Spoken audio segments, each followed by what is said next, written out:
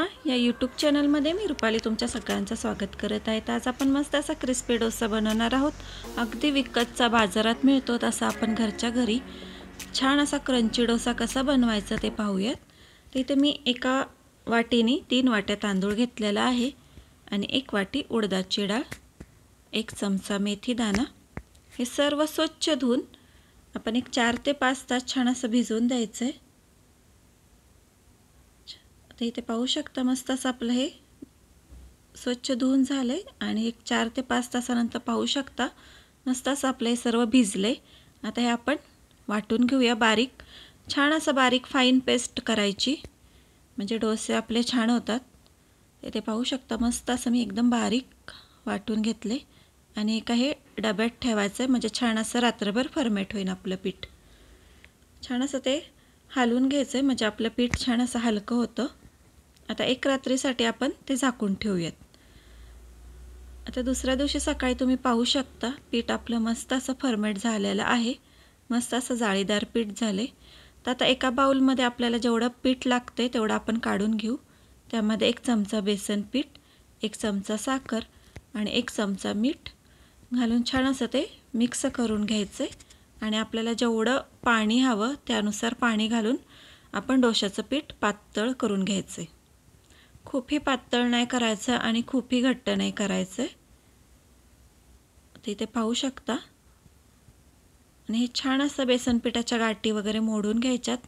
साखरेने छान असा डोशाला आपल्या क्रिस्पीपणा येतो, ब्राऊन कलरचा असा मस्त डोसा दिसतो। तर इथं तवा आपला छान तापलाय, तव्यावर थोडंसं पाणी टाकून तव्याचं जे तापमान असतं ते कमी करून घ्यायचं आणि मग डोसा छान असा स्प्रेड करायचा।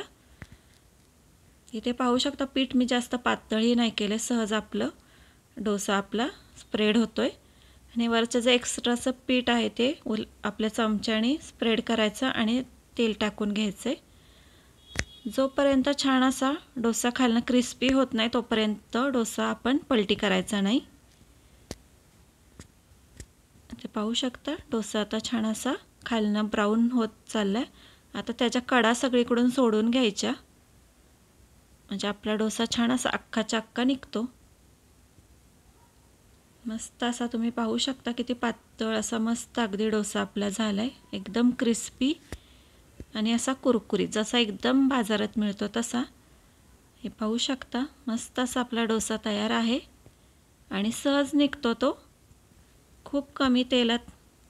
आता आपण ह्याच प्रकारे 2-3 डोसे करून घेऊयात। पाहू शकता मस्त असा स्प्रेड होतो। जेव्हा पण आपण डोसा टाकू तेव्हा पाणी टाकून आपल्या डोसा तव्याचं टेम्परेचर कमी करायचं म्हणजे डोसा आपला सहज असा स्प्रेड होतो आणि मस्त असा पातळ पसरला जातो। हे जे एक्स्ट्राचं पीठ छान असं स्प्रेड करून घ्यायचं म्हणजे डोसा एकदम पातळ होतो आपला आणि मस्त असा कुरकुरीत लागतो आणि आपल्याला लागन तसं तेल किंवा बटरही घालू शकता। मस्त असा आपला डोसा कुरकुरीत होतो। त्या पद्धतीने नक्की डोसे करून पहा, मस्त असे क्रिस्पी डोसे घरच्या घरी होतात। तिथे आपण अजून एक डोसा करूयात। पीठ तुम्ही पाहू शकता खूप पातळही नाही आणि खूप घट्टही नाही, मीडियम असं आपलं पीठ आहे। त्यात जे आपण बेसन पीठ घातलं होतं ते पूर्णपणे छान असं त्याच्या गाठी मोडून घ्यायच्या। तिथे पाहू शकता सहज असा आपला डोसा स्प्रेड होतोय।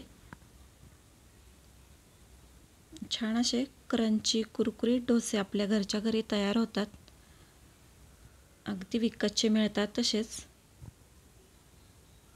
तर पहा मस्त असा साखरेने छान असा गोल्डन ब्राऊन कलर येतो आपल्या डोशाला आणि बेसन पिठाने ते क्रंची होतात।